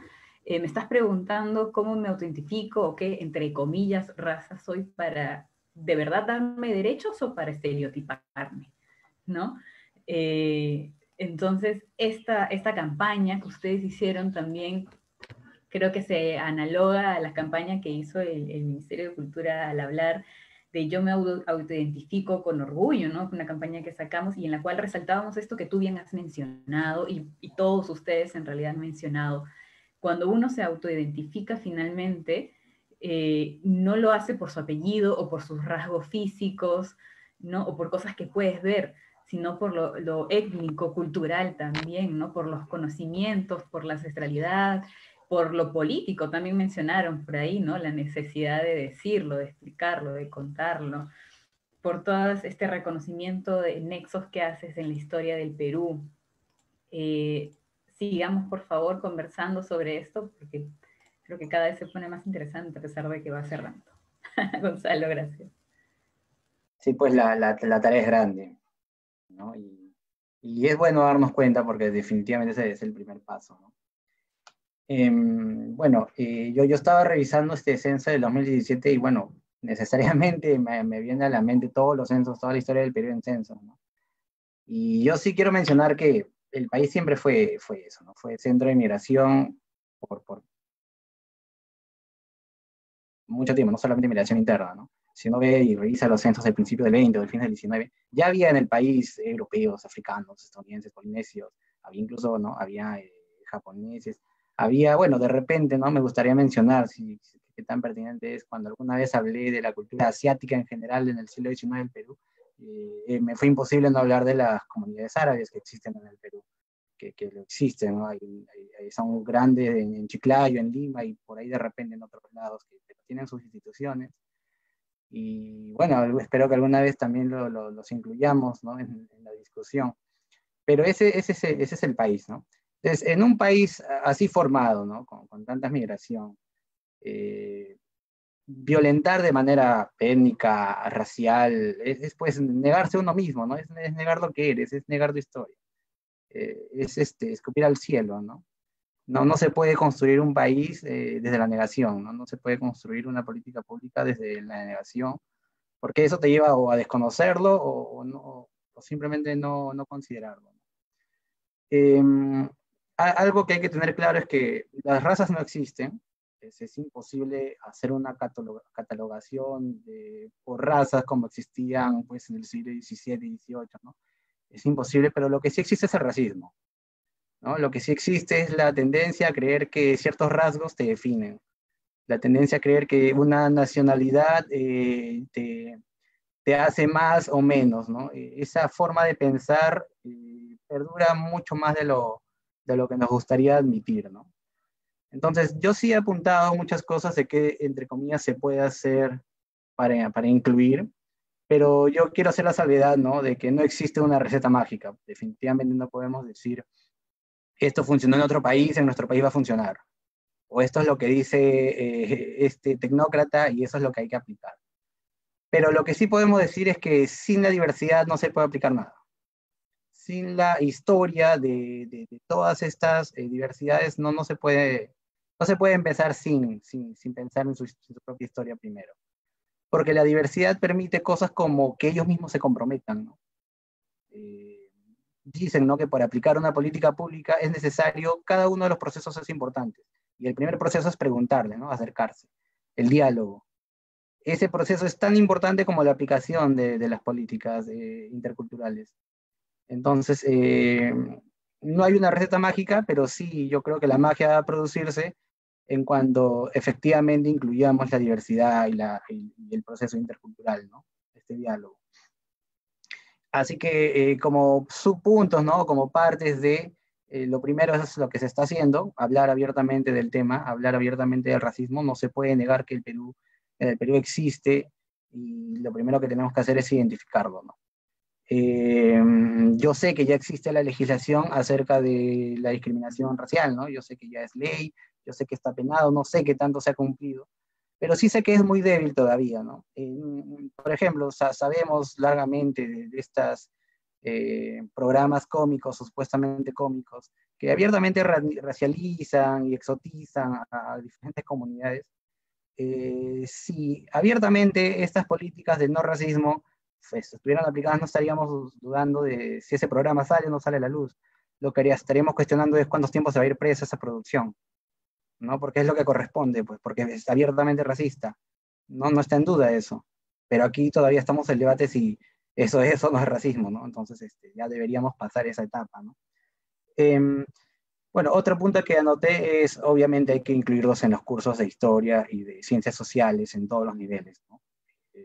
Yo he sido maestro de escuela, no he visto el tema de manera amplia, lo he visto con un par de guiones, yo he hecho espacio en mis clases para incluirlo, porque para mí no se puede hablar de historia de eso. Pero más que hacerlo un capítulo excepcional, ¿no?, yo creo que deberíamos ponerlo como parte del proceso, ¿no? Es decir, yo siempre les menciono que no se puede escribir ninguna de las historias del país sin incluirlos, ¿no? Cuando se habla de historia económica, ¿no?, ya lo mencioné, no se puede escribir sin mencionarlos, ¿no? Cuando se habla de los procesos de lucha social, no se puede escribir sin mencionarlos. Yo sé que falta mucho trabajo de investigación, ¿no? Y ahí va el siguiente punto, ¿no? El siguiente punto es eso, ¿no?, que sea parte de la narrativa histórica ya oficial del Estado. Yo siempre menciono que en el siglo XIX, cuando se empezaban a construir estas narrativas para preguntarse, ¿no?, qué era el Perú y cuál era su historia, la única forma en que se le mencionó a los chinos es que un grupo de ellos apoyó a los chilenos en la invasión a Lima. O sea, esa fue la historia que quisieron construir, y olvidándose de las otras historias en que ellos hicieron que el Wando pueda funcionar y efectivamente irse a Europa, ellos hicieron productivas la economía agraria del Perú, ellos dieron dinero para salvar Lima. Entonces, se ha construido solamente con algunas cosas, ¿no? Entonces, no ha sido parte de la narrativa. Y es comprensible, insisto, ¿no?, en el Perú, donde hay tantas tareas pendientes, digamos que esto se ha dejado al final, ¿no? Es difícil ya incluir a la comunidad amazónica, es difícil ya incluir a las comunidades indígenas. Entonces, imagínense esa dificultad también de incluir a todas estas etnicidades, a todas estas diversidades, ¿no? Yo sé que es difícil, yo ya había empezado de que la tarea es grande, pero no se puede negar en que deberían hacerse, digamos, debería intentarse, ¿no? Debería hacerse realmente, ¿no? Bueno, una idea que escuché hace muchísimo tiempo fue una idea de un museo. Yo sé que la comunidad afroperuana tiene algunos museos, y ¿por qué no, no? Yo me acuerdo que la comunidad, bueno, el APC hizo alguna vez muestras itinerantes de museos. De hecho, yo conocí así la historia ya por el año 2009, y hace poco han hecho muestras de arte, ¿no? Entonces yo creo que ya no debe venir solamente de la comunidad, ¿no? A qué hora el Estado peruano empieza a asociarlos a esta idea de nación, ¿no? Yo sé que se está construyendo un gran museo en Pachacama, yo espero que mínimo una sala completa de muestra constante, ¿no? No estas itinerantes, sea pues dedicada a la migración. Ya vamos a decir asiática, ¿ya? Porque yo sí creo que deberían tener cada uno su sala, pero por lo menos, ¿no? Yo no creo que se esté planeando una historia del Perú republicano sin incluirlos o incluirlos como un par de guiones, ¿no? No, ya a este nivel no lo aceptaría, ¿no? Digamos. Y bueno, ¿no? Finalmente sí, no sé si sirve como llamado de atención, pero yo sí creo que ninguna política se puede escribir sin historia en sí. Yo creo que ver solo el presente sin cuestionar y sin ver todo el proceso del pasado quita mucha perspectiva, no permite comprender muchas cosas del presente, como por qué cuando una comunidad se queja de racismo piensan que es algo coyuntural. No es coyuntural, ha pasado, lo podemos ver a través de diferentes pasajes de la historia. Entonces es necesaria la historia para construir estas miradas, ¿no? Mencionaron la memoria, por supuesto, ¿no? La memoria no se puede construir sin todas las memorias, que de hecho, ¿no? Aún es posible salvarlas, es posible incluirlas antes de que, como digo yo, ¿no? En algún momento desaparecen, en algún momento se pierden. Bueno, es eso. Gracias. Muchas gracias, Gonzalo.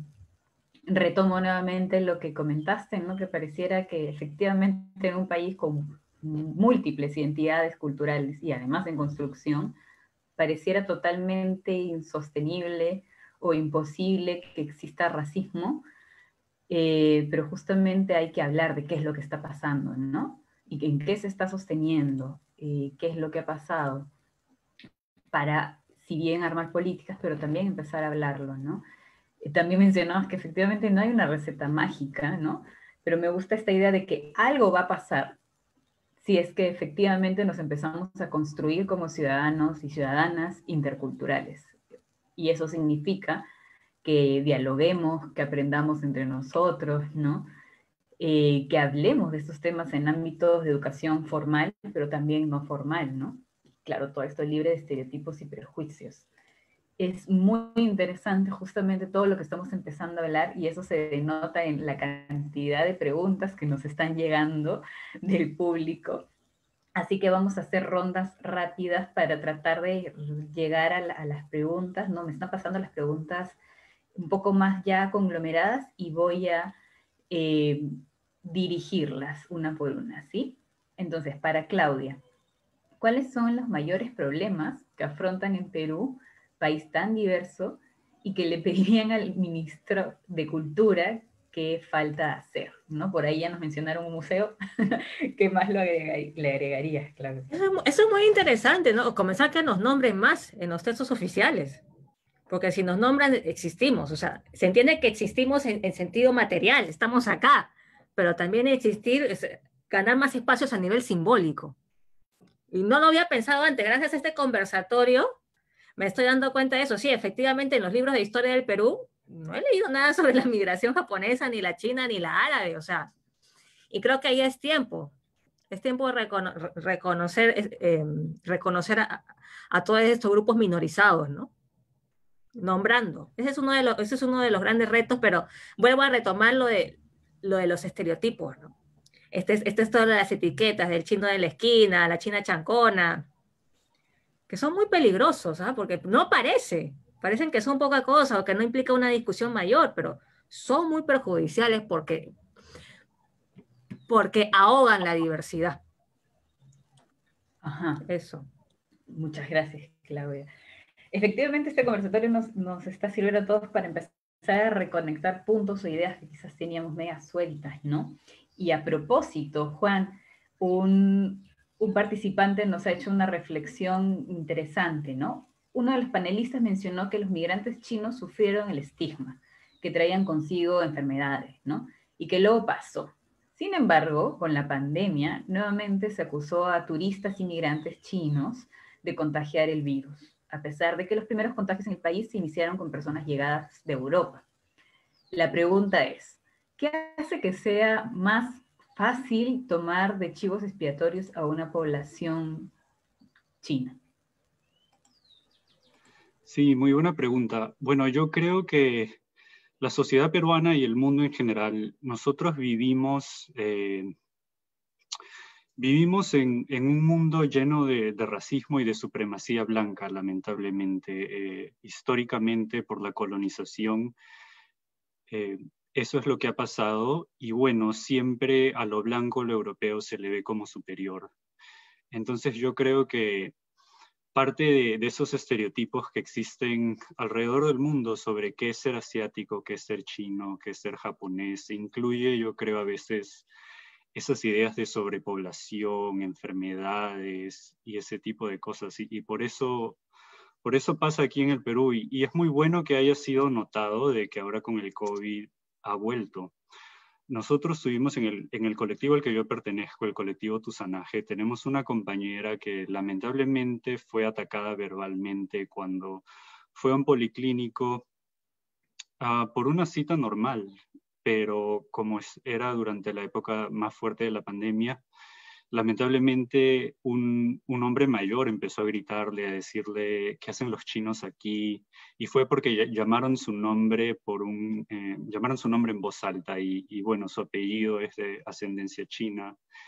Entonces empezaron a decirle esas cosas, ¿no? Y yo creo que ese tipo de ataques son un paso atrás a la violencia, ¿no?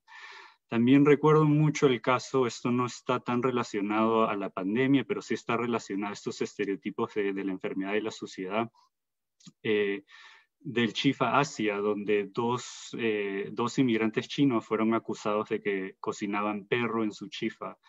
O sea, este tipo de cosas todavía existe y se volvió violento. O un grupo de personas entró al chifa, le quitaron su mascota al dueño, lo acusaron, llevaron a la policía. Yo creo que, bueno, estos casos no son aislados, la verdad no sé qué tan comunes sean. Por eso también quiero hacer un llamado al ministerio, a las políticas públicas, a de verdad, como lo han dicho ya todos, a empezar a nombrarnos quiénes somos como Tusanes, como Nikkei's, y también estudiar qué son las cosas que nos están afectando. Gracias. Gracias, Juan. Efectivamente, los cambios estructurales necesitan propuestas estructurales, ¿no? Voy a una pregunta que va de la mano con Acaro Online y que refleja, creo, la vigencia de algunos estereotipos y prejuicios, ¿no? ¿Qué opinas? Si es que escuchaste, si es que no lo conoces, te lo podemos contar, pero si lo conoces, ¿qué opinas de la broma que hizo un cómico sobre cómo se dice jugador malo en Japón? Bueno, ¿Conoces el caso? si te refieres al anuncio periódico que salió hace algunos días, ¿no? Diciendo Sí. cómo le dicen en el Japón al jugador de fútbol más malo, ¿no? Y que dice, la respuesta es ni quita ni tapa, ¿no? Algo por el estilo. Tiene varios aspectos que yo quiero señalar en este proceso que no solo pasa para la cultura asiática, sino pasa en otras culturas, otras etnias, ¿no? Pero que se afianza en este tipo de frases, ¿no? Primero, es muy común en nuestra sociedad y sobre todo en los cómicos o los que tienen programas cómicos, utilizar el idioma o la forma como hablan, ¿no? Los migrantes que tienen otra lengua, ¿no? Y tratan de hablar el castellano como una forma de burla, ¿no? Para los migrantes japoneses, por ejemplo, la L no existe, ¿no? Muchos de nuestros abuelos no podían pronunciar la L, ¿no? Y entonces, por ejemplo, en lugar de decir dólar, decían Dora, ¿no? O sea, no podían pronunciar o sol, solo, ¿no? O sea, la L era transformada en R, ¿no? O en R, mejor dicho, porque la R tampoco se pronuncia. Entonces, en muchos programas, pero que también esos programas cómicos han derivado a muchas usanzas de bromas entre personas, es que cuando tratas de imitar a un japonés, pues tratas de hablar como el migrante, ¿no? En un castellano mal hablado, que no está mal hablado, eso está mal dicho, ¿no? En todo caso. Eso se llama discriminación lingüística. Es creer que solo hay una forma de hablar el castellano, cuando en nuestro país existen muchísimas formas de hablar el castellano, ¿no? Si uno va a nuestras diferentes regiones, escucha diferentes acentos. Pues sí, muchos de los descendientes de japoneses tenemos acento, ¿no? Producto de nuestras de la fusión que existe, ¿no?, entre ambas culturas, pero eso de ninguna manera debiera servir para burlarte del otro, ¿no? No debe servir para ser un punto de partida para reírte del otro. Y lo que pasa en este anuncio también, que creo que es bien importante resaltar, es que parte de algo negativo, ¿no? El peor jugador de fútbol, ¿no? Entonces, ¿te imaginas la siguiente vez que cuando termina esta pandemia, ¿no?, y un niño o niña con rasgos asiáticos salga a jugar fútbol y resulta que no es muy bueno, ¿qué le van a decir sus compañeros, ¿no? Ah, ni quita ni tapa, ¿no?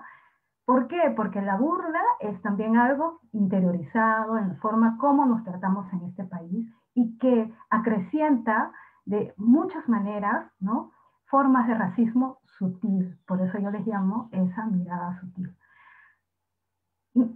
Con esto no quiero decir que no nos podemos reír de nada, porque algunos cómicos me dicen, oye, no nos podemos reír de nada.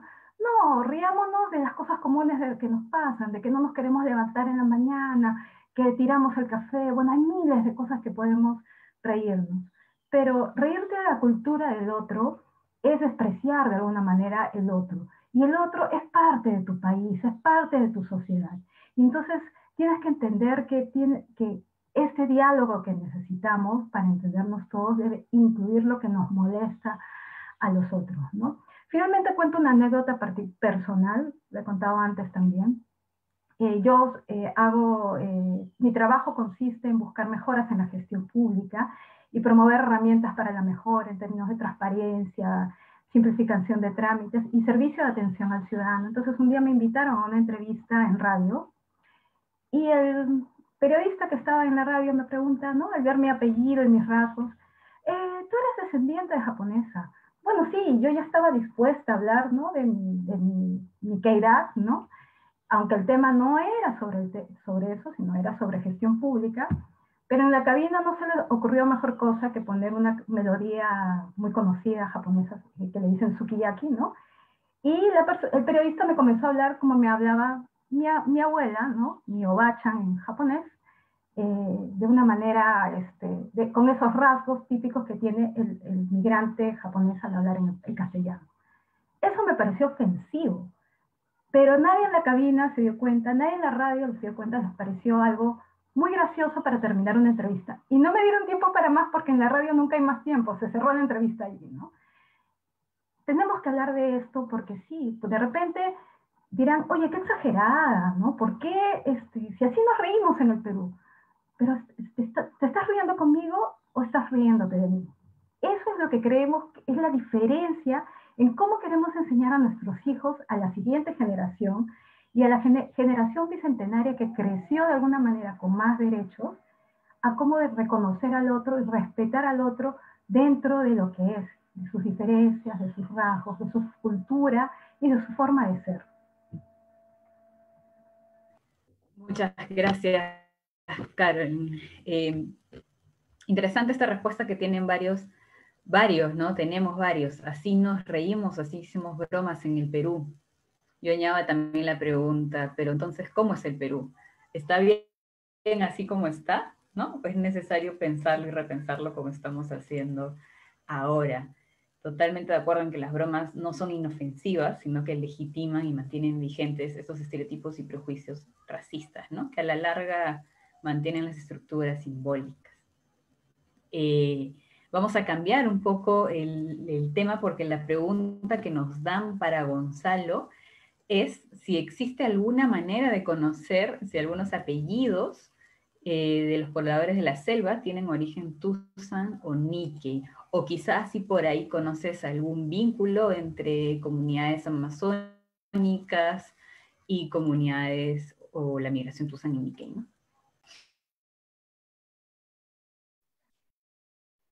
Wow. Bueno, Iquitos tiene una gran comunidad chino-peruana, Tuzán, ¿no? Sí, son más o menos conocidos entre los que estudiamos el tema. El único libro, ¿no?, la única persona que ha investigado un poco el asunto es la doctora Isabel Lozán, cuando habla de los templos y las sociedades que fundaron los chinos y sus descendientes en el país, habla de Iquitos. Iquitos es justamente uno de los más antiguos, y los chinos fueron parte de los que colonizaron, ¿no?, la Amazonía bueno, colonizaron es un término, ¿no?, porque en realidad lo que hicieron fue expulsar a los nativos, ¿no? Pero bueno, los chinos acompañaron a los soldados y a los primeros migrantes que llegaban hacia ese lugar, ¿no? Entonces sí, tienen tanta historia y tanta historia tan larga como el resto de chinos en todo el Perú, ¿no? Ahora, sobre los apellidos es pues súper complejo, ¿no? Ahí en los amigos de Tuzanaje, por ejemplo, yo he tratado de ver los apellidos y hay de todo un poco. Y cuando uno ve la historia que explica ese de todo un poco, es que muchos de ellos han perdido el apellido por que el censor que lo vio dijo, bueno, tú te vas a apellidar así porque es lo que entendí. Han perdido porque hubo la necesidad, muchos se cambiaron de apellido en los procesos de violencia que hubo en el Perú, ¿no? O sea, llegaban como migrantes legales o ilegales, necesitaban un apellido y decían, lo compramos, ¿no? Compramos este. El proceso de mestizaje hizo que se tomara más el apellido que ya estaba peronizado, cristianizado, y muchos de plano se cambiaron de nombre, ¿no? Al momento de bautizarse o al momento de inscribirse dentro de una hacienda o dentro de un nuevo trabajo, ¿no? Entonces, si nos basamos solo en los apellidos, sí, no vamos a encontrarlos. Pero evidentemente siempre ha habido una necesidad de conservar su apellido, de preservarlo, de buscar sus raíces. Hay muchas listas y a la vez pocas listas. Yo siempre cuando me preguntan una pregunta asociada a esa, yo digo que es un trabajo de archivo, pero gigante, es larguísimo. En el Archivo General de la Nación existe un libro que se llama Libro de Migrantes, es literalmente Libro de Migrantes, desde 1920 me parece, y bueno, es ir a sacar los libros y comenzar a ver uno por uno, ¿no? Que son muy bonitos, por cierto, ¿no? Están con fotos, están muy detallados, pero ahí es donde tienes que buscar los apellidos, digamos que están institucionalizados y a la mano, ¿no? Yo sé que, bueno, por ahí yo he escuchado de algunos proyectos que tienen algunos descendientes de chinos, eso, ¿no? De asociarse por su apellido. Hay ahora personas que se están agrupando por el apellido, ¿no? Por el apellido Cam, por ejemplo. Hace unos días, en una conferencia, ¿no?, que Rodrigo Campos de Tuzanaje justamente comenzaba a hablar de estas nuevas formas de asociación vía apellidos, ¿no? Y que son apellidos incluso transnacionales, no solamente están en el Perú, así como están en el Perú, están en España, están en el resto de Latinoamérica, y están evidentemente en Asia, ¿no? Entonces, sí, el tema de los apellidos es fascinante. No hay ninguna de las vías yo sé que ninguna de las vías que te he dado es fácil. No hay trabajos, lamentablemente, no hay trabajos que se conozcan y demás, pero la verdad lo que yo sí creo que es necesario es ir allá a Iquitos y hablar con la comunidad, ¿no? Es la tarea pendiente. No, así como les dije que no, esta diversidad es compleja. Evidentemente, si queremos desde el Estado identificar, digamos, a los tusanes, no podemos hablar solo con los tusanes de Lima, ¿no? Evidentemente no se puede. Tendríamos que ir a ver las diferentes etnicidades que a su vez existen dentro de la comunidad. Y una de ellas importante, y por cierto, muy diferente, es la que existe en Iquitos. Y la verdad es que debe de haber también en muchas otras ciudades de la zona, pero que yo desconozco y nos han escrito, ¿no? Muchas gracias por esta reflexión, Gonzalo. Efectivamente sería un error que pensemos la diversidad cultural desde solo un departamento o la capital, ¿no? Es muy interesante también y nos queda clarísimo de que la autoidentificación o finalmente la identidad Tuzan y Nikkei no solo es por el apellido, ¿no?, o lo que se puede ver, escuchar, sino por todo lo que está detrás de nosotros. Pasamos a una nueva ronda. Para Claudia va otra pregunta. Déjame que te la lea. Creo que uno de los aportes es cómo a través de la historia, a través de sus interrelaciones sociales y de exclusión, tuvieron y tienen una cultura de convivencia con nosotros, criollos, amazónicos, originarios andinos, afroperuanos, etc. En tal sentido, ¿cuáles son o qué estrategias de convivencia se podría identificar entre, entiendo, comunidades Tusan, Nikkei, o en la migración, ¿no? ¿Qué oportunidades, estrategias de convivencia podemos recordar o identificar?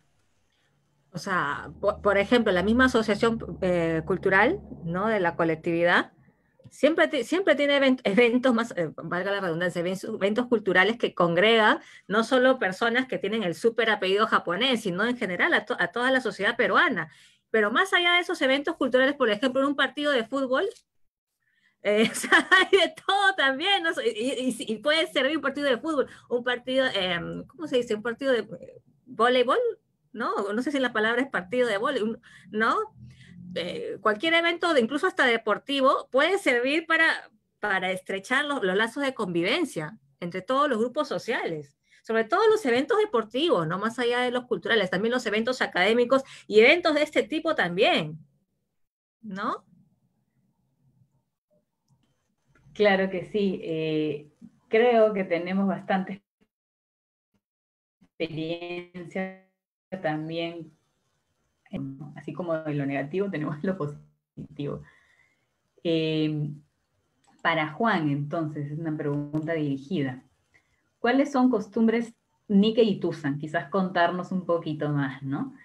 ¿Y qué políticas públicas propondrían específicamente para la comunidad Tusan y Nikkei? ¿Son necesarias? Creo que esto ya lo hemos respondido que sí, ¿no? ¿O bastan las existentes? ¿Cuáles serían entonces las existentes? Sí, puedo hablar un poco. Una pequeña corrección. El nombre de nuestra comunidad es Tusan con acento en la A, Tusan, no Tusan.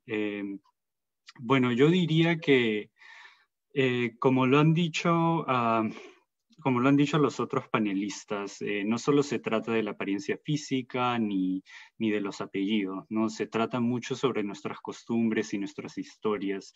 Y yo creo que particularmente en la comunidad Tusan, nosotros, la historia de la migración de los abuelos, los bisabuelos, es algo que se pasa de generación en generación. A mí, mi madre me ha contado mucho sobre mi abuelo, mi bisabuelo, de qué región de China eran, ¿no? De la comunidad de Cantón. Y cuando he estado en reuniones con otros compañeros de la comunidad Tusan, eso es algo que siempre nosotros conversamos. Cuéntame sobre la historia de migración de tu familia, de qué parte de China son. Yo creo que esa es una de las costumbres más comunes que tenemos. También existe mucho. Hay cosas que yo jamás me di cuenta creciendo, que, bueno, yo pensaba que era parte de toda la comunidad peruana y luego me di cuenta, wow, no, esto solo pasa en mi casa a veces. O sea, la forma como nosotros cocinamos el arroz, o a veces cuando comemos en tazas con palitos, o por qué nos gusta tomar té tanto. Yo pensé que el té era bastante común, bueno, el té verde o otros tipos de tés más exóticos también, o ir a un herbolario chino, ese tipo de costumbres me parece que son bastante parte de nuestra comunidad. Y bueno, eso es en la primera parte de la pregunta. En tanto a lo de políticas públicas, yo creo que ya lo hemos dicho varias veces, necesitamos ser nombrados para poder ser parte de la identidad peruana y la cultura. Necesitamos también ser invitados a diálogos interculturales, donde podamos compartir espacios con la comunidad afro, la comunidad andina, la comunidad amazónica, las comunidades indígenas. Nosotros nos unimos a las luchas colectivas contra el racismo, ¿no? Somos parte de la comunidad peruana y queremos colaborar. No me gustaría que existiera una dicotomía donde se dice, bueno, no hay espacio para todos, tenemos que priorizar, ¿no? Yo creo que hay espacio para todos porque es una lucha bastante colectiva y las políticas públicas deben seguir eso también. Muchas gracias, Juan. Exactamente. Somos, sí, diferentes, no somos diversos, somos muchos, pero finalmente somos los muchos los que luchamos contra el racismo, ¿no? Y estas estructuras desiguales. Una pregunta para Carolyn. ¿La autoidentificación se hace por cuestiones culturales o fenotípicas? También hemos hablado un poco de esto, quizás reforzarlo, ¿no?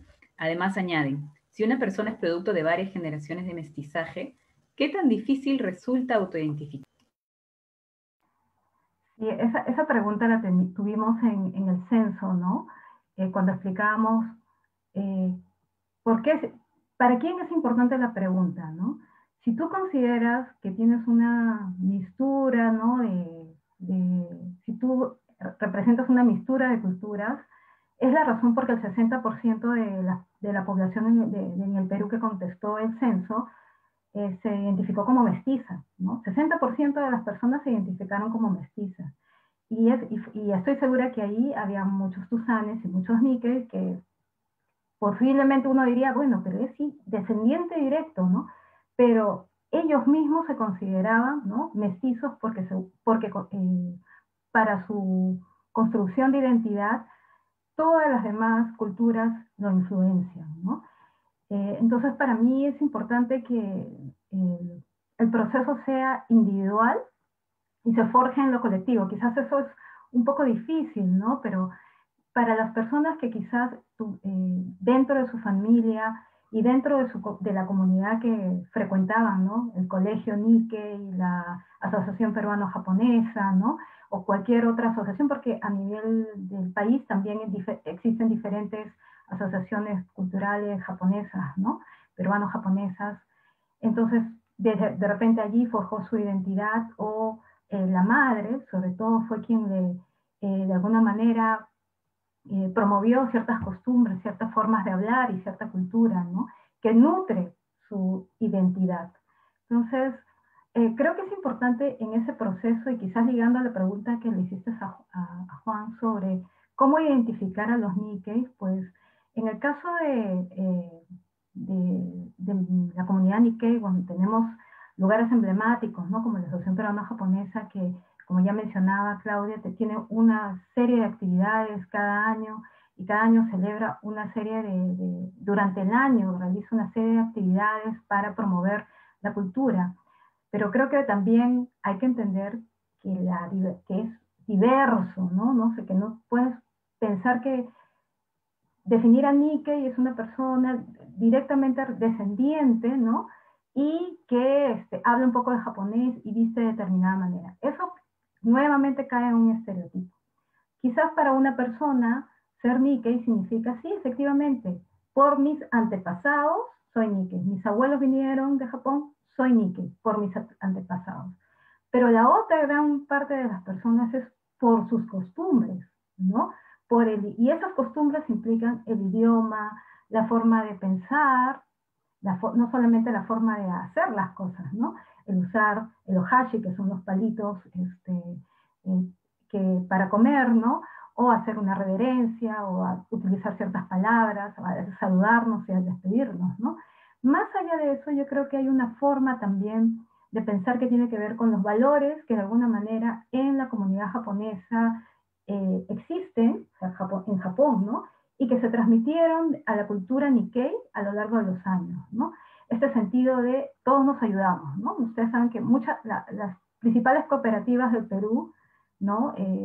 Surgieron, ¿no? Son Nikkeis, muchas de ellas, y surgieron de las juntas, ¿no? La junta, que es esta forma de que yo te presto dinero y tú me prestas dinero, y hacemos una chancha, como dicen, ¿no? Y luego es también una forma tradicional del Tanomoshi, que es el nombre que se denomina a la junta, ¿no? De dinero para poder prestarse dinero, ¿no? Entonces, si hay algunas formas, ¿no? De tradiciones, ¿no? Esta idea de solidaridad, esta idea de cooperación, de retribución, ¿no? De poder colaborar, que quedan en algunas familias, ¿no? Y aquí quiero hacer de alguna manera un homenaje a mi abuela, ¿no? A mi abuela paterna, a Ushiribu, que a través de ella, muchas de las costumbres que tengo nacieron de ahí, pero una de las cosas que más recuerdo ahora en esta pandemia es su resiliencia. Una persona que salió de Okinawa y viajó 3 meses en un barco encerrada al Perú a conocer a su esposo, ¿no? Y a tener una familia de 12 hijos y a enseñarnos que puede ser solidario, que puede ser humilde, que puede ser trabajador, ¿no? Y que puede sobrevivir, ¿no? Guerra, trabajo difícil, es pobreza, es lo que yo me llevo, ¿no? De esa identidad, que forma parte de mi identidad. Y creo que muchos de nosotros, cuando nos decimos Nikkei, también lo hacemos en homenaje a esa migración que miró al Perú como una oportunidad. Y por tanto yo me quedo en el Perú y hago patria en el Perú porque creo que aquí puedo dar valor agregado desde mi identidad. Gracias, Caroline. Muy importante lo que nos comentas de la resiliencia, ¿no? Creo que también va de la mano de algo que comentaron, que muchas veces esta autoidentificación es una decisión política, creo que por eso, ¿no? Por brindar homenaje, por hablar, hacer acciones de memoria. Muy emotivo también. Ahora, otra pregunta que tenemos en el chat, y es para Gonzalo, creo que va de la mano con lo que ya nos venías comentando antes, es, ¿qué reflexión genera que muchos apellidos, especialmente chinos, se hayan castellanizado, entre comillas, ¿no? Como de Lau a Lazo, ¿no? ¿Qué reflexión nos trae?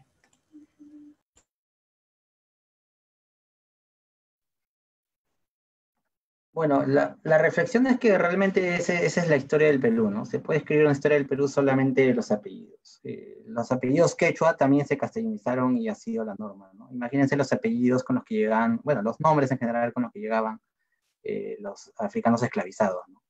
Esa es una historia de nombrar, es una historia de quitarle su identidad y pues, de ponerle una nueva identidad aquí. Así que hay de todo un poco, esa es una historia...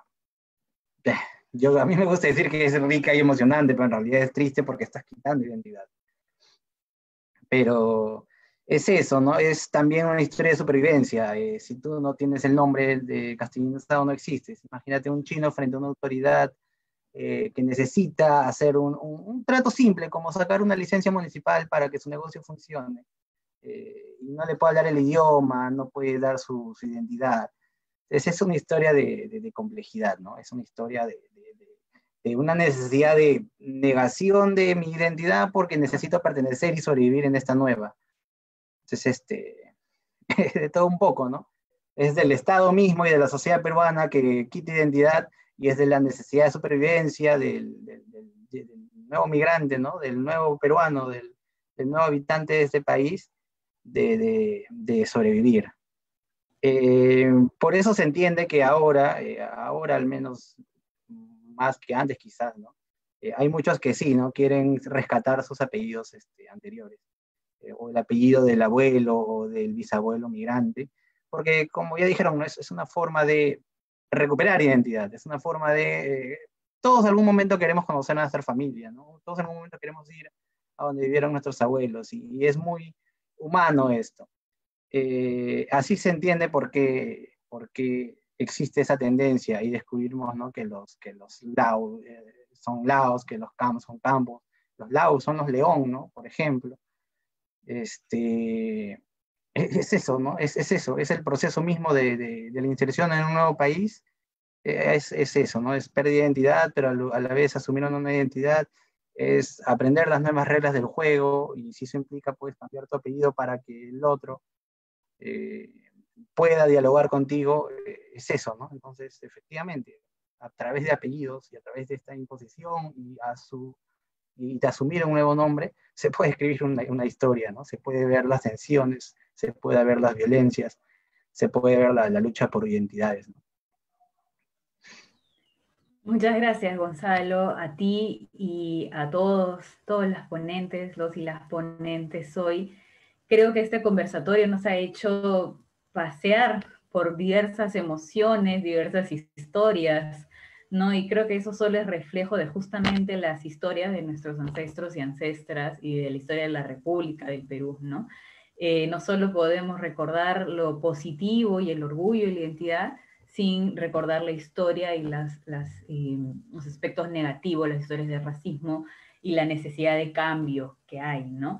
Efectivamente, creemos que este conversatorio marca la pauta para empezar a hablar en las políticas públicas de diversidad cultural, no solo de culturas indígenas originarios del Perú, sino de las culturas que han migrado, de las diversas culturas que han migrado al Perú desde la historia de su conformación como república hace casi 200 años.